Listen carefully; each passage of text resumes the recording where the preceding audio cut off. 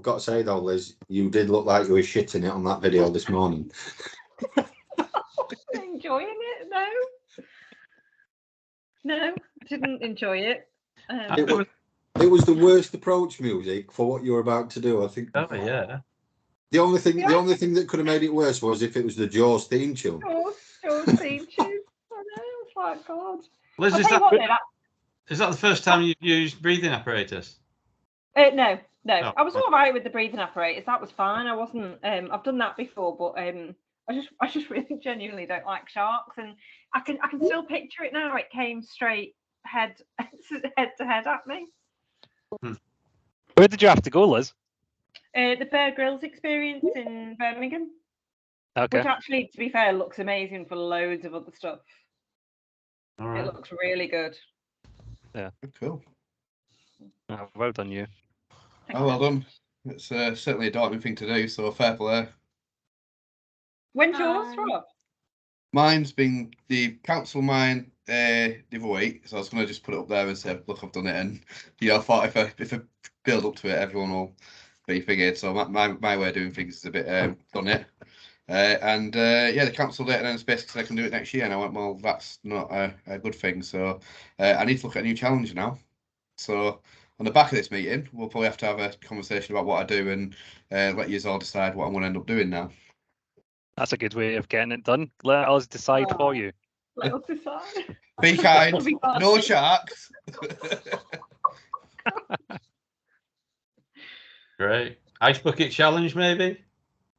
Oh no, I think we need to. No. A bit more. Yeah. Liz has just swum with sharks, for God's sake. This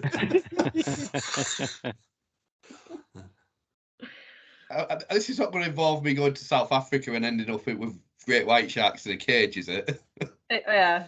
We definitely. You should never have done that. That's like, red rag to a bull, isn't it? Great.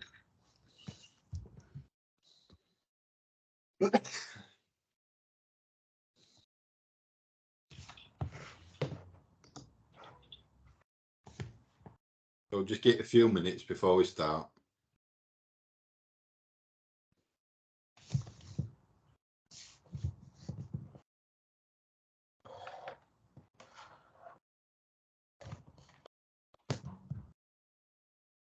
Hello? Hello?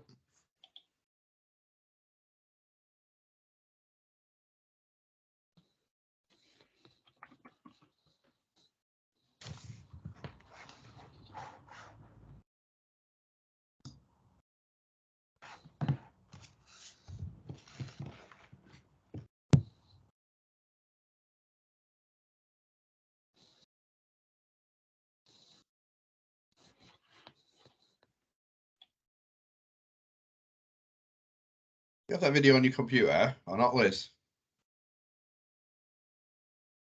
Say again. Do you have the shark video on your computer or not?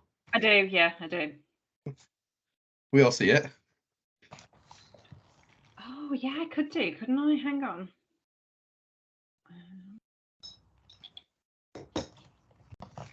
Nobody make any puns about being snappy or anything like that. I think you've just exhausted all memes and jokes over the last 3 months, haven't you? I know, we're going to have to find something else now, aren't we? So for those on the call that don't know, Liz did her challenge today, and her challenge was swimming with sharks, which she was really scared about, and the rest of us have done nothing but rinse her for about 3 months in the lead up, so...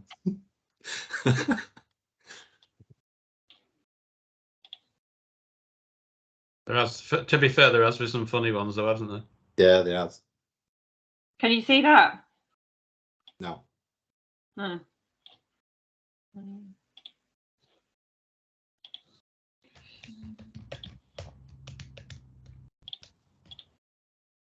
What about that? Oh, something's happening. Yep, there we are. There we go.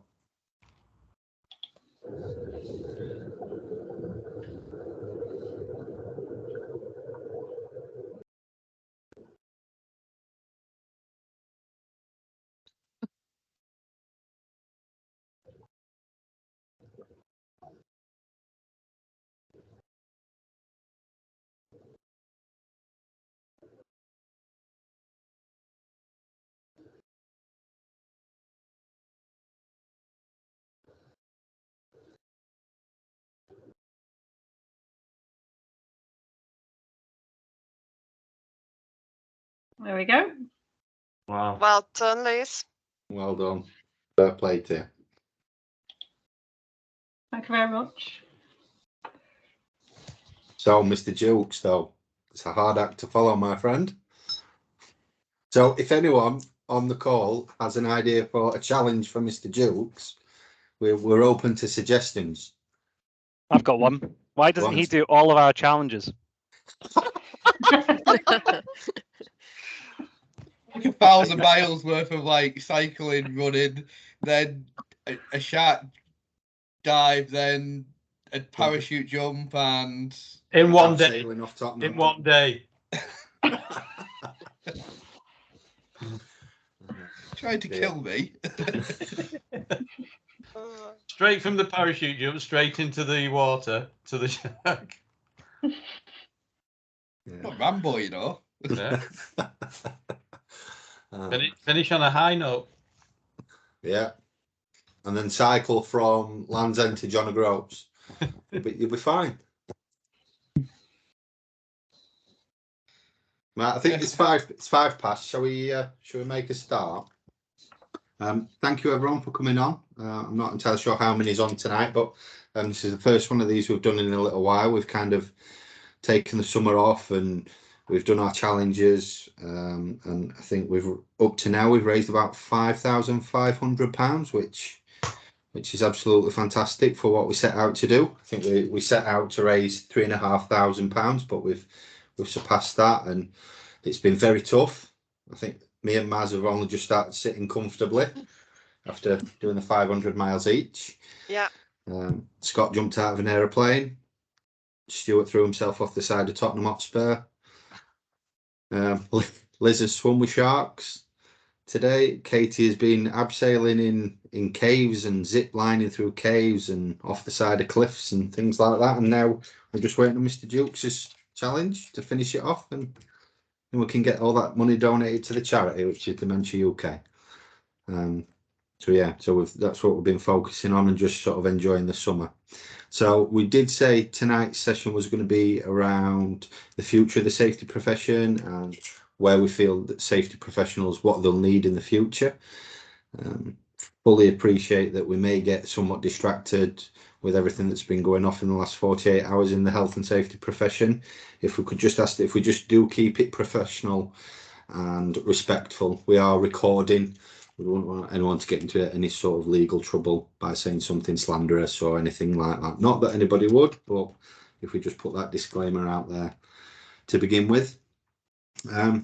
So thank you all for coming on. I think there's some new faces. So if we'll just do a little bit of a round the table sort of thing of the 7, just to introduce ourselves. So I'll go first, and I'm flopping my gums anyway. I'm Neil Fisher. I work in the rail industry. Been working in safety for 10 years now. Become a chartered member of IOSH about 6 years ago. In fact, 6 years ago in 4 days. So yeah, absolutely love it. Passionate about giving back, and that's what this is all about. And just helping others and supporting others along the way. Hand over to someone else. Stu, do you want to go first? Happy to. Stuart Bailey, been in construction building services for best part of 30 years, semi-retired now, but still picking up bits and bobs of work and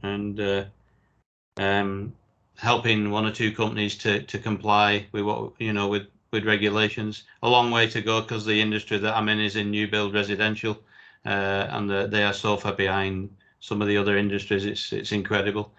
I'm a secretary of a local safety group, part of Safety Groups UK. I'm a committee member of IOSH Manchester, and I'm hopefully a huge part of the Safety 7. That's just about me. I'll hand you over to Liz, the star of the show at the moment. Hi everyone, I'm Liz Hancock. I've been in safety all my working career. I have probably dabbled in every type of industry. I'm currently in manufacturing, rail and logistics and distribution. I absolutely love the profession, and the more involvement I get with other safety professionals, the more fun I'm having, the more people we can reach out to, and I'm really excited by the challenges, and I'm really looking forward to thinking what Rob can do for his challenge. Over to you, Rob. Yeah, so for anyone that doesn't know, I have a challenge booked and then they've cancelled on me, so that's why we're here today with that. So I'm Robert Dukes. I'm Health, Safety, Environment and Quality Manager at Northwood Tissue in Lancaster. We are in the paper industry. My site is both a paper mill and a converting site, so that means that we produce the big parent meals that probably sometimes see, which are like 2 ton. And then they actually get converted by converters, and our site converts it also into the kind of rolls that you would buy in a supermarket. So I've been in health and safety for I can't really remember now, probably about 6-7 years now, I think. And yeah, I've had an interesting journey. I've worked in defence. I've went into construction for a year. I enjoyed that, and then went into home fragrance and chemical manufacturing, and now I found myself in the paper industry. So I do think you kind of do jump around a little bit, and you do go into different like kind of industry sectors, but I think that makes you a stronger professional when you do that, because you get to see what works in them industries and take them ideas with you. I'm also an Irish Council member, and I've done various different affiliations with different industries and whatnot as well. So you generally see me kind of involved in them on LinkedIn and everything else. So yeah, I think that's about it, really. Okay, I'm Marisa Firkins. People call me Maz. I've got a company called Safety Forward, which is a health and safety consultancy based in Staffordshire. We're mainly construction and construction supply chain, but also things like warehousing and logistics. The reason I'm involved in Safety 7 is, like the others, it's we volunteer our time to give back. I'm passionate about giving people a break into the industry. I've got 2 people on the call tonight who are members of my team. So we've got Andrew Maxwell and we've got Jasmine Campbell. All have started their careers with Safety Forward, and yeah, it's my absolute passion to get some younger people in. I'm like Stuart. Well, Stuart's my idol because one day I want to semi-retire. So yeah, I need people to replace me, so bring it on. Over to Scott. Hi everyone, good evening. My name is Scott Crichton. I'm a Principal Health and Safety Consultant currently with WorkNest, which is a large consultancy company in the country. The reason I say currently is because I'm changing role in December time to go and work for Ensley Insurance, which is exciting. I've been involved in health and safety for 16 years now. Absolutely love Safety 7 since we started at the start of the year. Such a great bunch of people and a great initiative to give back to people and to give people a voice. So yeah, it's great to be here once again. And also what I will say is congratulations to Liz on becoming our first Chartered Fellow. So well done, Liz. Over to you, Neil. We are missing one member tonight, Katie Jenner. She's tied up at work, unfortunately, so can't make it. I'll just speak on Katie's behalf. She works at Wilmot Dixon, and she is a senior health and safety manager. Also very passionate about giving back to the profession and certainly to the younger people that are entering the profession as well. So that's the 7 of us. Hope that's helped get a little bit of more understanding of who we are and why we do what we do. So if we were to move on to tonight's topic, where do we see the health and safety profession? This is in the future. This is something we've had quite a lot of debate in the background, not debate as such, but a lot of chat about, safety 1, safety 2, what works best, people's different opinions on where the profession is going. There's lots of different avenues, lots of different thought going into that. So does anyone have anything pertinent to say on that? Has anyone prepared anything? Putting people on the spot now. I'd just like to state a bit of an opinion, really. I am quite opinionated in case people didn't know. But yeah, I don't really buy into the whole safety 2 thing myself. I think that the essence of health and safety is about caring for our employees or the people that we look after.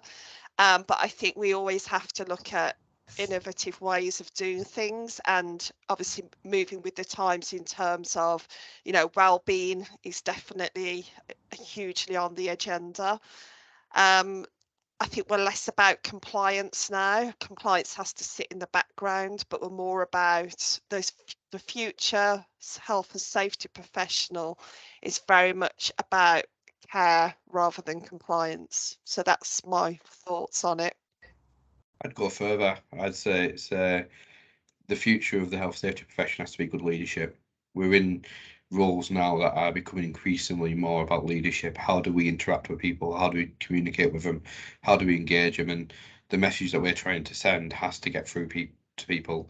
And I think there's an earlier call where we talked about as it's not just how you say it, it's how you not just what you say, it's how you say it. And Stu actually highlighted it's how they actually hear it as well. You know, we've got our lens on how we kind of say something, but it's how someone receives that information and then what they do on that. And I think that, you know, the only thing throughout everything to me is good leadership, you know, good communication skills. That to me is a solid thing that will, you know, doesn't matter what approach you take.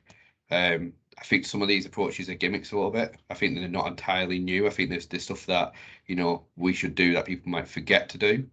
But this safety 2 thing, I think, for me, it's more about leadership and you know, we take the elements of these different approaches and we take what works in that scenario. We don't, you know, one shoe fits all approach doesn't necessarily work all the time. And for me, no is not the time to be rebranding safety. What we've got to get back to, and it's a bit of a paradox with what Maz has said, is the sentencing guidelines after going to a mock trial last week. The sentencing guidelines are going to have a huge impact. Not only that, but the new CEO of the HSE is determined that they're going to get out and about on the ground. And so compliance is actually going to have a huge impact in the future, I think. We've still got to get over that hurdle of convincing our people through leadership, through psychology, through whatever method you've got to make sure people are starting to work to that. But compliance is going to have a huge impact in the future with these new fines coming out. Determined after the mock trial that I'm going to get the sentencing guidelines in front of every board member I ever come across. I think that's essential, that they know the possibility of what is maybe a non-fatal, non-severe injury or serious consequence is going to have on their business. One particular instance from the mock trial was and I can talk to a small part in this, a scaffolding company working for another company. The scaffolding company, the scaffold fell and hit the front of a car. The scaffold company got a fine. Simple as that. They were the contractor working for the client.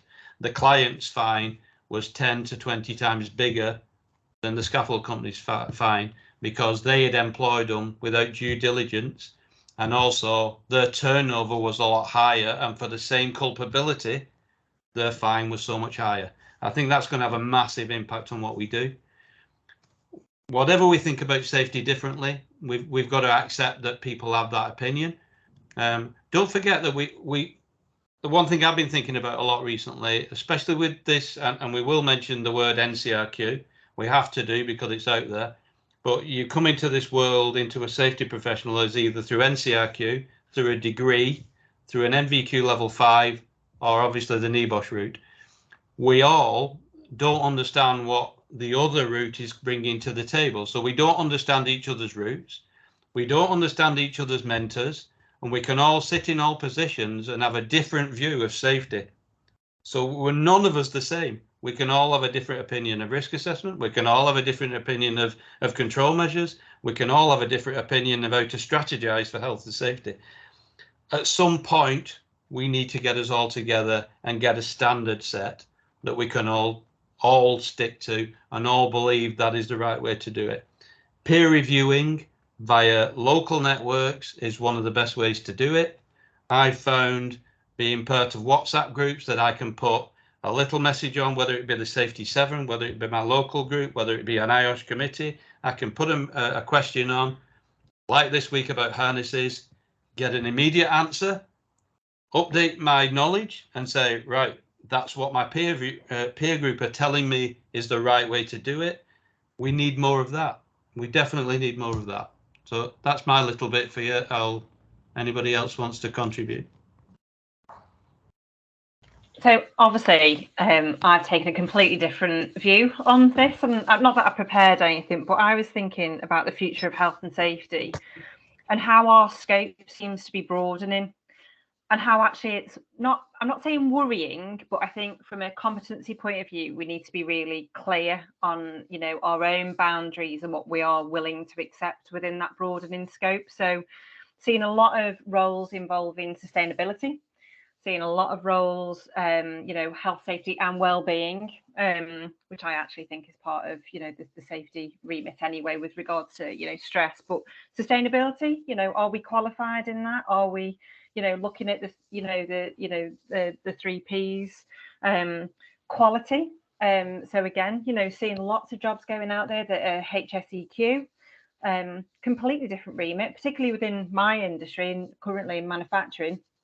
That would be, you know, I have done quality in the past, but not to this level.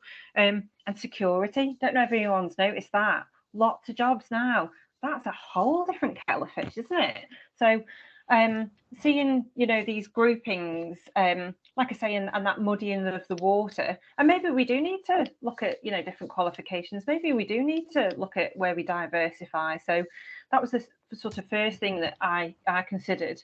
And then the second thing I was considering was about digital and technology. Everybody in the 7 knows that I'm digital and technology mad, love it. And it's all to me about removing, you know, letting operations operate. I'm really clear that we shouldn't be, you know, red taping. I hate paper-based solutions, looking at anything that's really cool and new. So we've implemented QR codes that for our COSH, so that if you spill anything, it automatically, you scan the QR code and it takes you to a website and you hear my dulcet tones telling you how to look after yourself, etc., etc. I'm thinking about training, you know, visual VR and that kind of stuff. So I was thinking, you know, we need to be really forward thinking. So that's where I put my train of thought into. No one else got anything? Rob, you've got your hand up. Yeah, so when you mentioned that, I think you hit the nail on the head. It's transitioning to more of a risk role in terms of, you know, you hit the nail when you said, you know, it's health and safety, then we've had a health safety environment, then we've had health safety environment quality, you've had security thrown in there, sustainability, another one. It's come almost now, and we've seen risk get added on, and we're seeing a lot of roles change to risk, which, you know, I don't know if that's the right word for it or not, but, you know, how do we as a profession then angle that towards that to react in the right way? Because, you know, it's a hard one to, you know, we have to be able to do what our employers are wanting us to do and protect our people in the right way. So, you know, do we angle towards that, and like some organisations have and some of the professional bodies are starting to do, or do we sit there and say, actually, no, we need to stay in this specialist silo and, you know, stick to the basics of health and safety or whatnot? I think that's something I've noticed, which be interesting. And dare I say it, do our qualifications need to broaden to be HSEQ? You know, I shouldn't, you know, obviously poke a bear right now, but do we need to think about that as it's a overarching driver? Yeah, it's absolutely true. And I mean, I think for me, it depends on, it's proportionate to the size of your business, isn't it? If it's a small business going to be able to afford to have a health and safety person, an environment person, a sustainability person, a risk person, compliance person, security person. I know certainly in the rail industry where I operate, next year when my IEMA membership, my practitioner membership runs out, I'm not renewing it.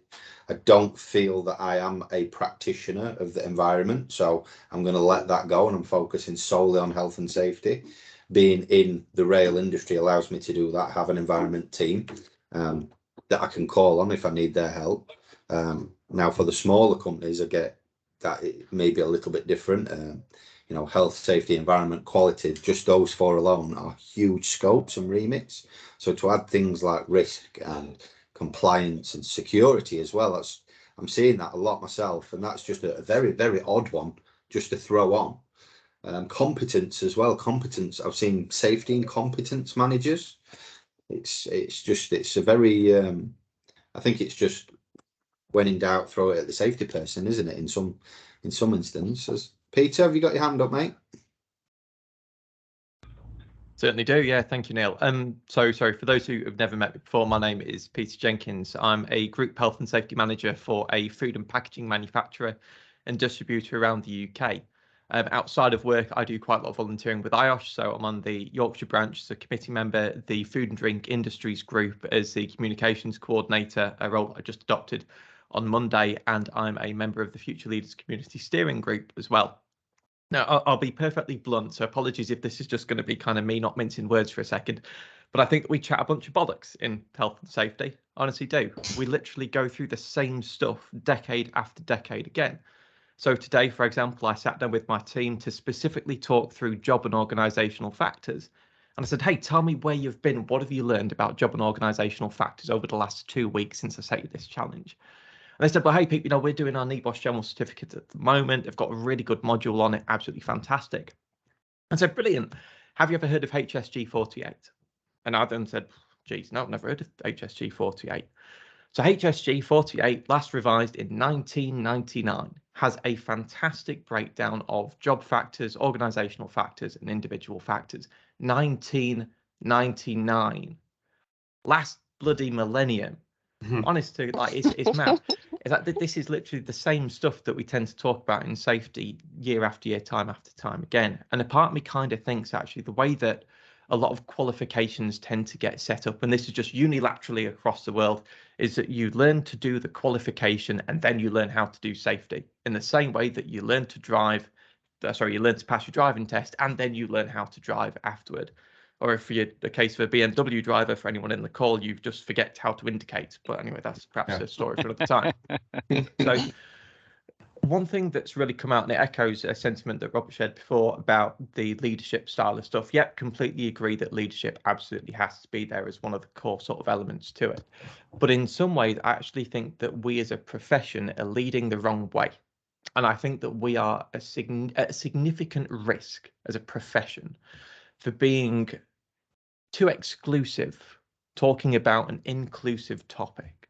So when I think about my friends who aren't safety professionals, right, my wife is a great example of this. She's an operations manager at a university, a higher educational institute. She manages safety for people day in, day out, students, visitors, contractors. Christ, she was literally doing a retrofit of an entire building the other day. She's not a safety professional. She wouldn't class herself as a safety professional, but arguably what she was telling me that she was doing was 100% managing safe ways of working, 100%. But she would never think two minds about actually how she would think about the health and safety profession because she doesn't consider herself to be a part of it. And I say, rubbish to that. You are, for that day, for that time, for that activity, yeah, a safety professional because that's your priority, that's your focus. That's where you're leading. So a part of me thinks actually, does the profession need to actually look more outward? Do we need to be more inclusive of the non-traditional safety leaders and safety workers and operatives and people doing just generally safety work or to get safe outcomes every single day? 100% yes, I think we do. But how we go about it individually, that's tough. That's a tricky one. And certainly I'd like to think that our glorious and illustrious representative bodies across the world would be able to do more in the coming years to help kind of bring that through. I can see a couple of hands raising up, and I definitely don't want to monotonize a couple of bits of time. But what I will just throw into the chat is a lovely link to something called the, there's too many acronyms in health and safety, this isn't going to help, but it's the FDMF Common Strategy.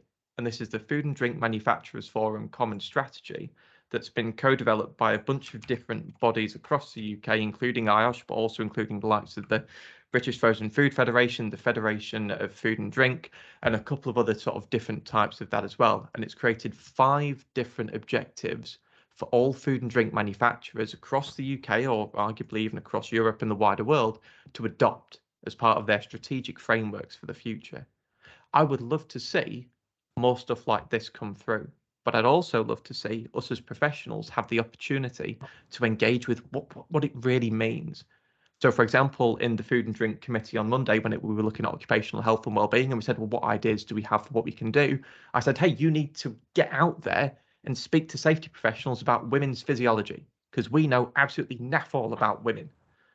And there were some unfortunate bowed heads in the room at that point, as many of the people around the table realised, yes, actually, we know sweet FA really about women's physiology, women's health, everything from the menopause through to, for example, the 3 stages of pregnancy risk assessments. Literally, that is the time that someone is pregnant, the maternity leave, and the return to work. Really, only one of which tends to get covered in any pregnancy risk assessment, the template of which was probably written by a guy. So it does beg the question, what can we do to reach out? What can we ask of our industry bodies? And what does the future look like for engaging non-safety professionals who do safety every day with the future of safe outcomes? I'm going to jump on the back of that. Sorry, I know people got their hands up, just bear with me. I've just clicked to that link. Never seen that before. I think what Peter said is very, very true. And half of them objectives are the exact same objectives towards the PABIAC industry, which is the paper industry. And I remember some of them being raised from a time in construction. It's not rocket science. This is the stuff that we've got. And you're saying, why are we reinventing the wheel almost when that's the same stuff. That's the same stuff that's there. What industry you go to, it's all the same objectives. Scott, I think you were first. Yeah, cheers, Neil. I think you've had a busy week, Peter, from what I've seen on LinkedIn with your very busy, Scott. So my Tuppence on this subject's interesting because I've seen other people debating it as well. Is that I think as practitioners and as individuals, we need to be open to develop. And my sort of opinion on this is that as sort of health and safety practitioners is one fist, and you've got other people in other walks of life as another fist, and the two shall never meet, whereas we need to be more harnessing together. So an example of that would be business acumen. So when I studied a business degree many moons ago, health and safety was never included, which left me with the question of why. So I think the future practitioner needs to be a creative individual, because constantly I ask myself, how do I win others over? Can I tell a story? Can I think of some anecdote or some way of getting the message across, but in a different way? I think we need to be entrepreneurial. I think we need to work with people that work in finance or HR, so that we've got that holistic viewpoint. And I guess that's really what the competency frameworks of the various bodies are trying to do, is give us that sort of integration, as opposed to being standalone people. We work together as opposed to being, silo people that work in, some office in the back somewhere. One of the things that is interesting to me, and perhaps the Safety 7 could champion this, is I do not understand recruiters, and I do not understand the salaries that you see out there. It just doesn't make any sense. Recruiters asking for things that they don't know what they're asking for, and salaries out there that, again, don't make any sense with what's been advertised. So that's my sort of tuppence worth. Thanks, Scott. Stu? They were great points, Scott. Thank you, Peter. That was fantastic. To be honest, that's something that I loved hearing what you were talking about there. And the one thing I've always worried about is, for 2013, I joined the IOSH Manchester Committee and we had 48,000 members. I'm still a member of the IOSH Manchester Committee and we've got 48,000 members of IOSH. And I've often thought that we've got 250,000, maybe more, safety professionals in the UK who are all doing the small jobs like your wife's doing. Not that she's doing a small job, I have to admit to that, but my wife's the same in the schools, or friends that are doing just a simple responsible person under the FSO. They are safety and they need help, and they need to be brought under our wings and given advice and help. And maybe they're the safety professionals of the future. But 48,000 for the last 12 years, 10 years, 9 years, is wrong. It's not growing. It's not growing like it should do, and something's wrong there. We should be growing it. We should be bringing those people under our wings. I'm trying to do it in a different way by using safety groups, because, you know, we can bring them under a different way than the IOSH. They don't necessarily have to be a member of IOSH, but we're trying to bring them in. But we've got to get into companies. We've got to get into boardrooms. We've got to start influencing these people at that level. And it just doesn't seem to be happening at the lower level. 95% of construction companies are less than 5 people. Less than 5 people, so they don't have to do a written safety policy. They go on sites and they use it. They're going on all construction sites every day. And if you look at the stats, a lot of the self-employed people are the ones that are involved in accidents. So we need to get in that. We need to get that working. We need to bring them under the umbrella, some way, shape or form. And you've actually nailed it there, Peter, with what you were saying. Back to Peter. Well, thank you ever so much for that, Stu. That's much appreciated. And Scott, certainly to the point that you're talking about entrepreneurialism, I agree with you, but I want you to flip it on its head a little bit, and I want to get your thoughts on this as well. So in the way that we're saying that safety professionals could do with a bit more business acumen, part of me wonders whether or not we could do something to engage with colleges, universities, startup schemes, VCs, with something around a safety module. I'm talking like literally just a free, very basic introduction to health and safety. To Stu, your point there, that might actually engage with these kind of, I remember my university degree, it was like 5 million SMEs, like micro businesses type of thing. It's a huge number, literally millions of businesses whose only experience with health and safety will probably be when something either goes terribly wrong and they need to get a consultant in or someone to really help them out, or when they've identified that they're going to grow pretty quick and proactively need to get a consultant in to help them out because they themselves won't really have any base level of knowledge or understanding of health and safety. Now, from that point of view, I would love to see the likes of IOSH, IIRSM, NEBOSH, ILO, EU, whatever it's going to be, just come together to collectively say, well, hey, as small businesses, we're going to tell you a little bit about health and safety. But more than that, we're going to help you start doing things safely from day one, no matter what your business idea is, if it's construction through to calamari tea making or whatever it would be. But it's going to have a common thread and a common backbone of safety that, certainly to the point that Liz made before, can be easy through technology. Because in this day and age, it's pretty reasonably practicable to do things safely using technology. This isn't the 90s anymore. Everyone's got a computer, nearly everyone's got an email address. So I think there's definitely something we could do more around that. Yeah. 100% agree, Peter. Yeah, so obviously I'm a small business, so I've got the small business perspective. There is stuff out there. It's whether people are looking, and so for example, if you insure your small business with Aviva have a fantastic portal for small businesses that gives them all the basics for considerations around health and safety. You've got the Federation of Small Business, lots of the chambers run free courses. I don't see a lot. I know IOSH have a small business brochure, but I don't think they do a lot of promotion, if I'm honest, or the IIRSM. I think the security versions of like IOSH and IIRSM are really good. I see stuff that's released through the likes of FSB and the chambers. But, you know, we are a small health and safety consultancy, and like Scott, people come to our businesses to sometimes tick boxes. You struggle to get away from that. They get to 5 employees and want something that's going to make that health and safety problem go away. But yeah, I think I think there's not a big enough connection between IOSH and small business, if I'm brutally honest, and that's no disrespect to IOSH, but this is an area of concern for the big companies. They've got it sorted, big construction sites, your Vinches, Balfour Beatties, but your pine chips plasterer, he's like, he doesn't know health and safety, and it is definitely bridging that gap. Thank you. Cheers, Maz. Liz?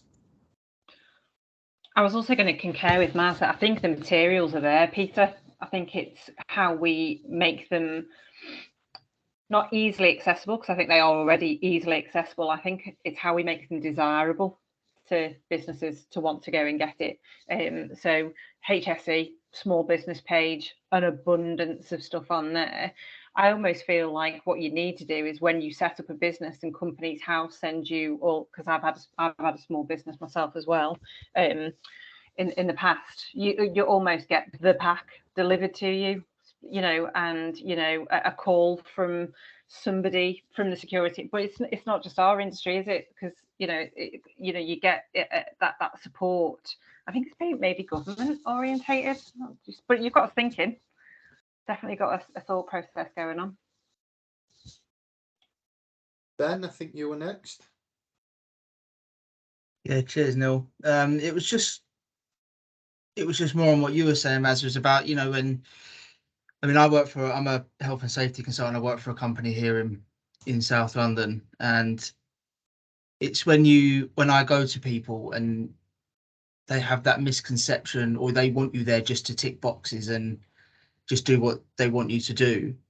But it's that misconception that that's all you're there to do as well, when you're not. All you're trying to do is help them and point them in the right direction. You're not there to preach, or when you're telling, or you noticing that things aren't there or things aren't quite right. It's that approach you have to sort of bringing them back on side. Because I was with a client on Monday, and I got there, and the first thing he said to me was, "How long are you going to be here?" And it was right. Well, nice to meet you, and everything else. And then he was like, "Well, what do you need?" And I don't have this, and I don't have that, and it was just he was so defensive right from the moment I was there. And it was it's that, again, like we've all been trying to, everyone's saying, it's just getting that point across that we're not there to ruin people's days or make things harder for them.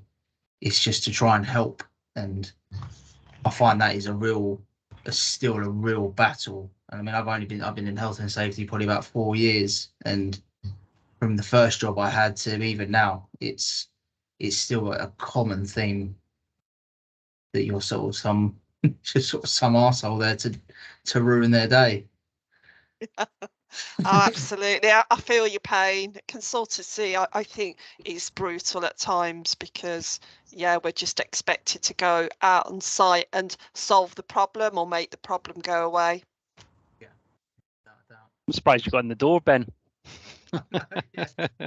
Yeah, it was locked, but I managed to get in, so it was all right.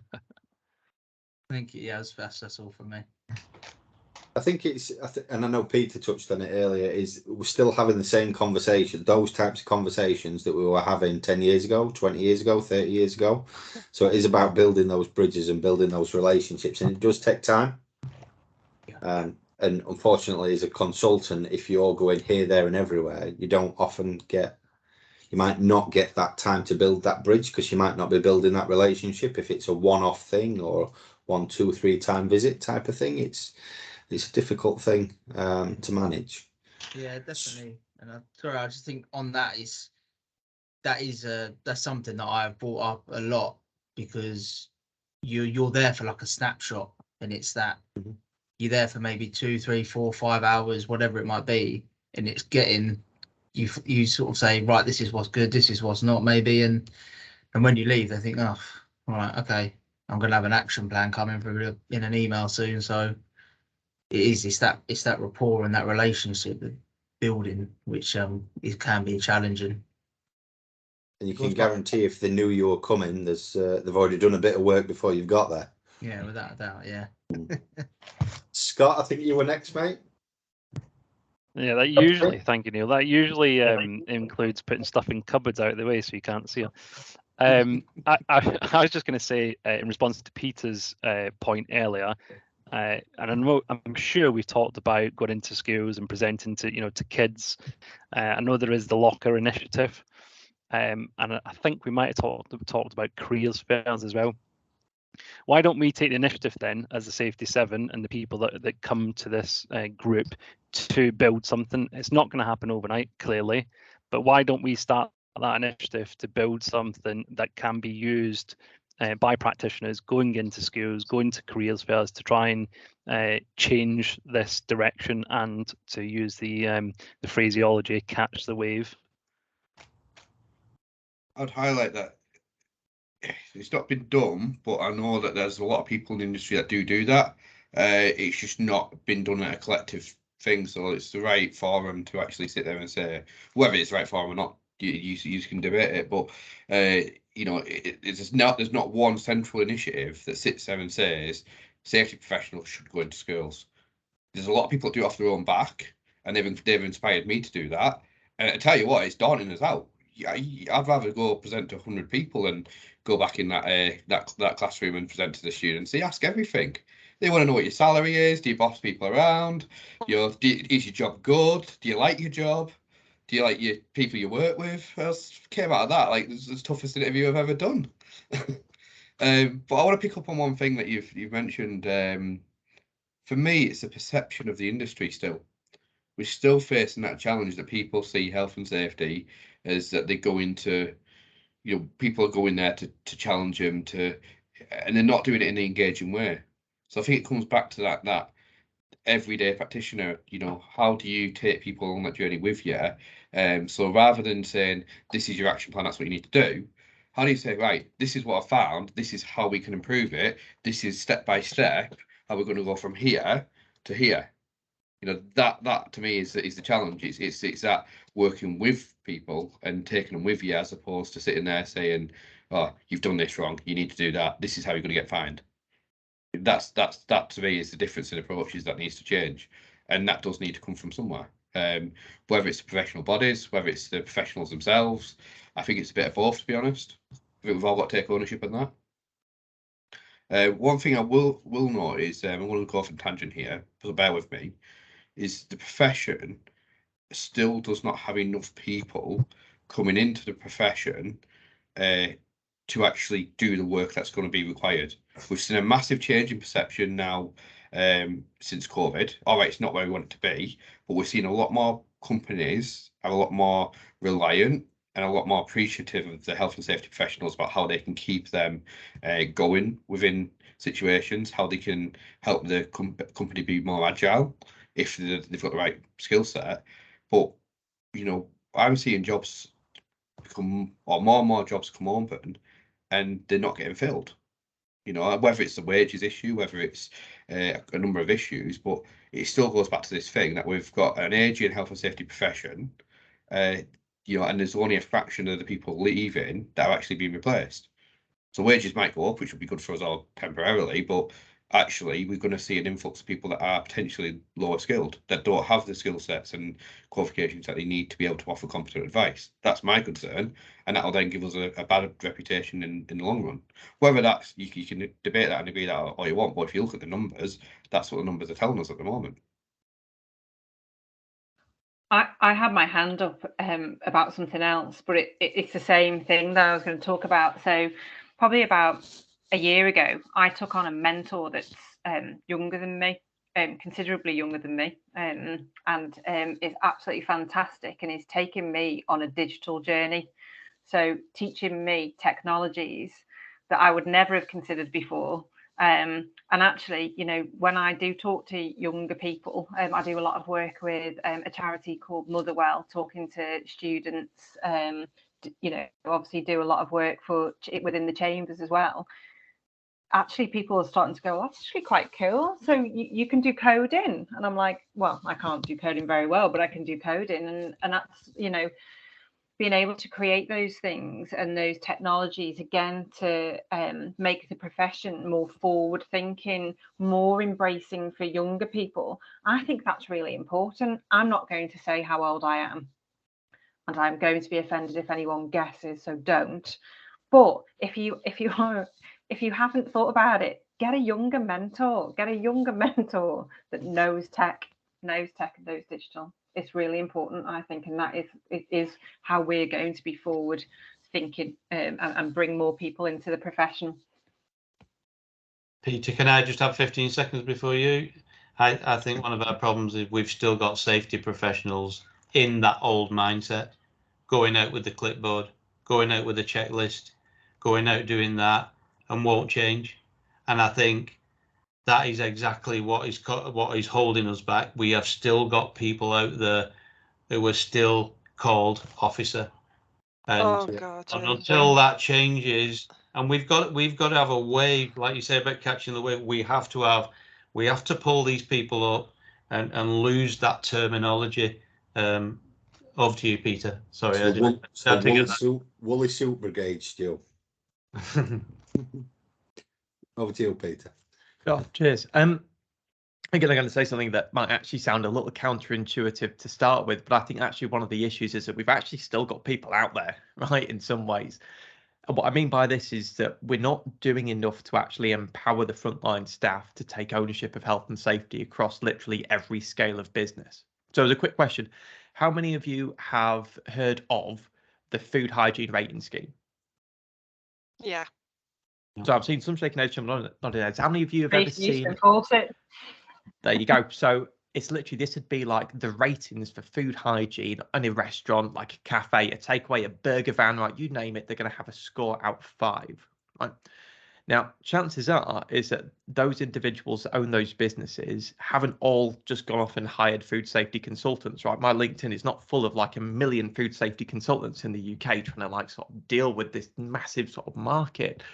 But instead, the Food Standards Agency have created some very accessible documentation for people to take themselves and their businesses through the journey of food safety. So I'm going to put a link in the chat. So for any of you who've never seen this before, it's a link to something called Safer Food, Better Business. Now, if anyone on this call has got a background in environmental health, this will be very, very familiar to you, very, very familiar. For those who haven't, the benefit of Safer Food, Better Business is that it is literally plain language how to do food safety. Now, at a fundamental level, health and safety, however much we might want to hear this, has pretty much one job, right? Not injuring people. Fundamentally, that's it. We don't want people to get injured, right? It's not necessarily to be compliant. It's actually the moral argument behind it. Not injuring people. We're all human beings looking after human beings, right? Fundamentally. So a part of me thinks actually for the future of the profession to succeed, in light of having dwindling numbers of new professionals coming in light of this kind of digital revolution, in light of potentially more public facing consumer-led desire for people being food safe, businesses being food safe and people being treated fairly, is this the right time for us to push an accountability culture for small and medium enterprises in the same way that food safety has done for the last decade or so, while it's built up Safer Food, Better Business and the food hygiene rating scheme? And actually, could we look at coming together across the United Kingdom to create some form of an equivalent for health and safety that might actually see consumer-driven decisions be made to engage with safe organisations in the same way that we see them engaging with hygienic ones from a food safety point of view? Potentially could be food for thought. But perhaps at the very top end of this, what I see happening in the kind of health and safety profession, generally speaking, is a shift toward ESG. Now, again, I get that there's all these different acronyms in health and safety type of thing, but it's the environment, social and governance section of many C-suites and executive teams in large businesses across the UK. And health and safety is fitting quite nicely into the social part of ESG instead, because it fits into the moral aspect of why we do what we do, which is to not injure people, and in some progressive companies enhance their health and safety as much as not injuring them. So potentially a part of me thinks, well, if we're not going to jump on the bandwagon of ESG and kind of integrate ourselves into that because we want our own identity, do we instead do it at a grassroots level instead and focus on accountability at SMEs, support them, enhance them, engage with them, empower them? So actually when they see a clipboard job with come through, they can say, well, actually, no, off back you go, don't want you type of person. I can do this type of bit for the clipboard stuff myself. Here it's in plain language in my Safer Business, Better Business book instead.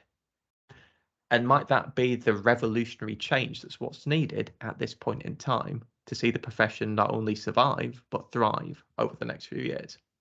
And Liz, I've seen that you've popped a message in there, but the question is, can it be commercialised in a positive way? And that's not something the HSE is good at. Safer Food Better Business is free. Sorry, go on. Sorry. Safer Food Better Business is free. I loved that. When I was in enforcement, it was what I would take. I would take, which is obviously completely opposite to what I've just said, obviously from a technology point of view. But for new businesses, I would take that toolkit with me and I would give it to businesses. And it's very usable, very user friendly. But HSE have got it's all there. It is all in one place. Again, to me, it's about the desire, making it something that you want to go and get, or not even making it that you want to go and get it, making it that you just get it when you start your business up, and that you get a regular, update every 2 or 3 years sent to you. I don't know if that's the right way of looking at it though, Liz, because that's from a business-driven approach rather than a consumer-driven approach. And that, from my point of view, the food hygiene rating scheme has always been something that's empowered consumers to make decisions rather than necessarily being something that's empowered businesses to be better. So I think, again, and I'm not saying that you're wrong. It's, it's a healthy debate, but as a consumer, so in my current role, I consume a lot of work through third parties. I do that through my PPQs. I decide who I want to work with, and I don't base it on cost. I base it on sustainability, because that's, I've got science-based targets that I need to achieve. But I also do base it on safety performance. So I will look if they have been prosecuted. I will check on the prosecutions database. I will check and see what their certification is. I will check to see, what learnings they've made if they have been prosecuted. So I think from a consumer, I do look at it, but then again, I'm a safety professional. I'm going to look at it right. I'm going to put my head above the parapet here, because I am involved with 6 businesses, helping them to the health safety. Never heard of ESG. Don't have training records in place. Look if they have a safety policy written that actually reflects what the business actually does, which I'm helping them to get on board, but it's sometimes some of the businesses I've been involved with, the last 3 businesses, which are a 7 million, a 10 million and a 12 million pound turnover, don't have regular meetings. They meet once a year to have a consideration about production, health and safety, and where the finances go. These businesses are way under the radar in the way of health and safety. The food rating thing might well bring them into line. I'm not sure. But because their consumer is the major builder, the principal contractor, the Redrose, the Barratts, the Waynholmes of this world, who then employ 30 contractors.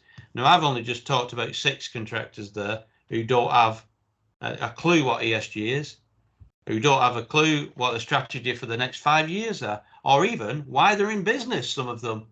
But I know that each one of them individual companies are working with another 29 contractors on the same development that are in the same boat. So there's a lot of stuff under the radar that's not getting we need to get into these people and let them understand. Now, it's either got to be driven top down or bottom up. One way we've got to tackle it. The food safety thing seems a reasonable solution to it, because the consumer would be the PC, and they've got to then say, we're only going to, but they already do this. It might not be a food safety rating, but it might be a CHAS or a SMAS or a safe contractor. But we've all been in business with CHAS and SMAS and safe contractor. As good as they are, they don't compare the 2-man band with the 50-person band. Still get a CHAS certificate or still get a SMAS certificate. Very diplomatic, Stu. You know what I mean? There is extra stuff. I'm sorry, but that's the way it is. The certificate is the same, but the stuff that you've got to produce for a 2-man band compared to a 50-man band, there's not a lot of difference. I think it goes back to, though, the perception again. You look at the general public's knowledge of risk or knowledge of health and safety is actually generally quite poor.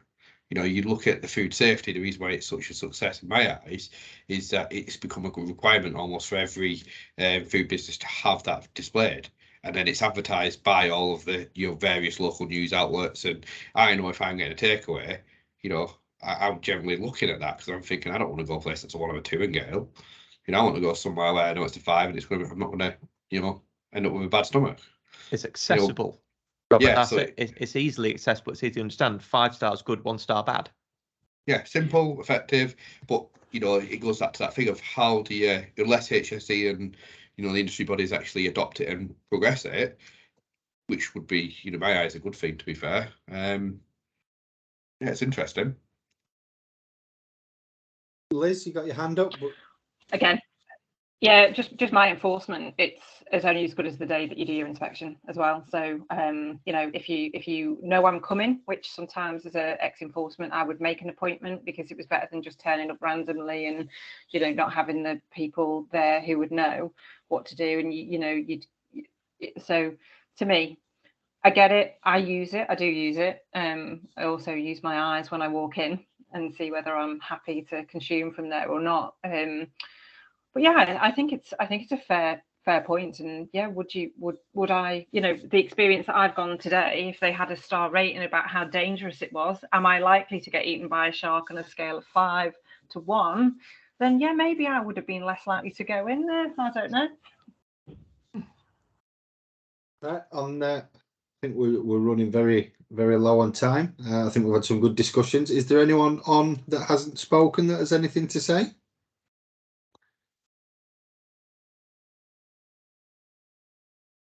Jasmine? Has anyone got anything they want to, any concerns around NCRQ or anything like that? I was just going to sort of go off the back of sort of the technological way in which we sort of take on health and safety. As a young professional, I'll give you a bit of background. I graduated just under 3 years ago. Upon graduation, I reached out to Marissa and asked for a bit of volunteering experience. And when I had a chat with my friends about why I went and did that, they were just sort of a bit like, who does health and safety at our age? You know, the perception for us was it's white collar, everyone, I don't know, you get a foot in and it's a bit inaccessible. But I think as somebody that had an interest in it, I think I may have been sort of introduced to it earlier and easier had there been that exposure for me. Sorry, start again. If there had been something on a platform, for example, like people of my age group use TikTok, things like Instagram and stuff like that, and having that sort of embedded in the content that we see to show that it is accessible and, I don't know, useful, because obviously it's a part of everyone's working day lives. Although it's under the radar, might not necessarily be a part of it at work. It's something that does affect us. So I definitely do echo what was said earlier, but I think it was Liz, by having maybe somebody who's a bit savvy in tech within your businesses to sort of get you going in that aspect, and yeah, have it incorporated. Great stuff. Anyone else? Anyone got any concerns, like Matt said, about NCRQ? Any worries? Any advice you want to see while we're on? I'll elaborate on that tech thing quickly.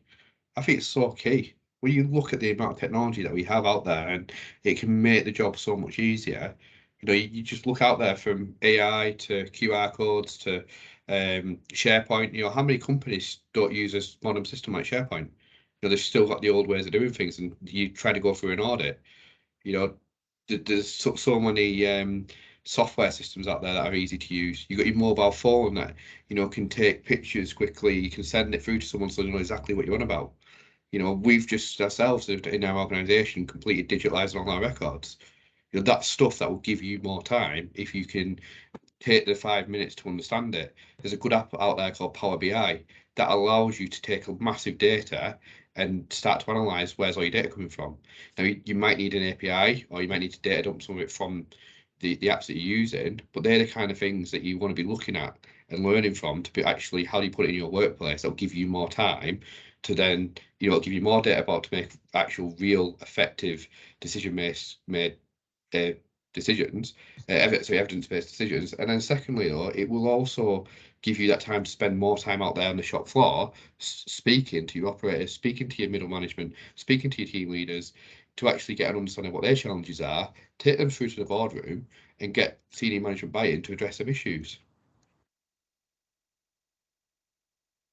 Yeah, Brilliant, Rob. Lindsay? Yeah, just to add to that, Lindsay, I am one of those HSEQ people. I started out in Q, went into E, and then I'm reasonably late to the H and S. But as someone who's got an engineering background and come from a process-based industry, I really felt the need. I've been interested. I've been one of those people that have been working with safety, and safety's been part of everything I've done for a number of years since I got caught out quite badly in a situation alone working, and kind of thought, oh yeah, hang on, one of those, oh, makes you think, and then started asking the right questions, and I think that's how I got into it in the first place. But yeah, I would just add that I've recently developed an app system with a number of companies, and kind of, and then with my own, I've just been adopting it.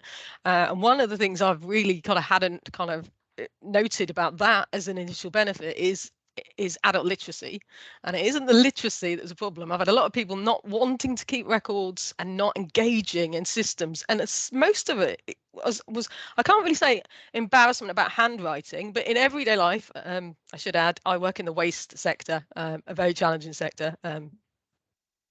And yeah, just trying to come out behaviorally. I'm kind of always people will, they're the people you have to be on board. It's all about the people, training, helping, and trying to find and getting them to open up and show any vulnerabilities they have that kind of, affect their behaviors, and just being a bit open about myself, and my interests and my vulnerabilities, and kind of building those relationships with people. But yeah, people, I've had kind of, people, turn around that would never have engaged before and sort of say, actually, my writing's bad, but my writing stamina, I can't spell, I can't this move to an app means I can now access everything, and it's just, and I kind of, I knew they could read, I felt they were literate, I'd seen things they'd done before, but I hadn't really considered how much that was affecting negatively, what we were trying to actually achieve.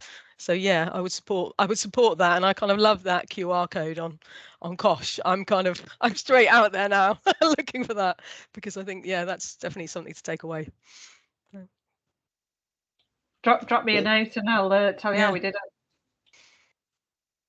Not just Kosh, everything.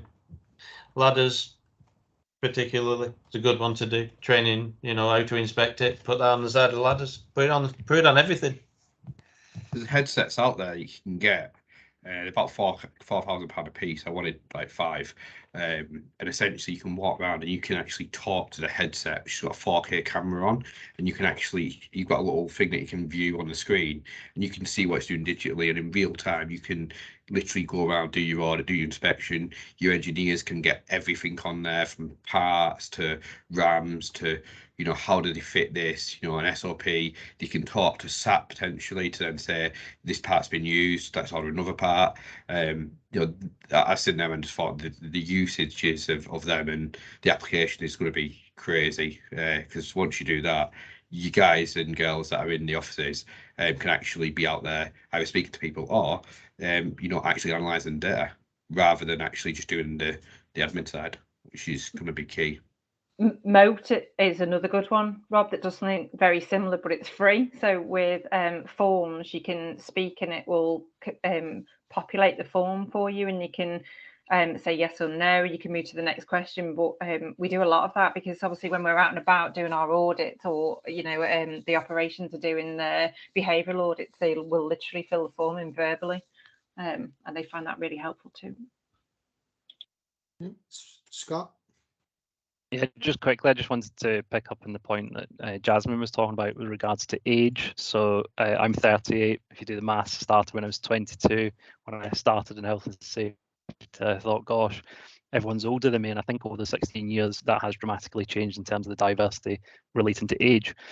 Something became very apparent to me on Sunday, which was when I was at the NFL in London.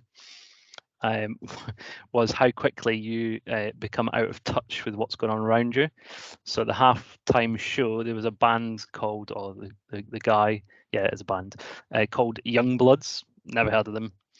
And I'm 38, so it just goes to show you how quickly you do become out of touch with what is going on around you. And I guess it's really important to have people in your business or who work for you who are in touch. So just touching upon that diversity, I guess.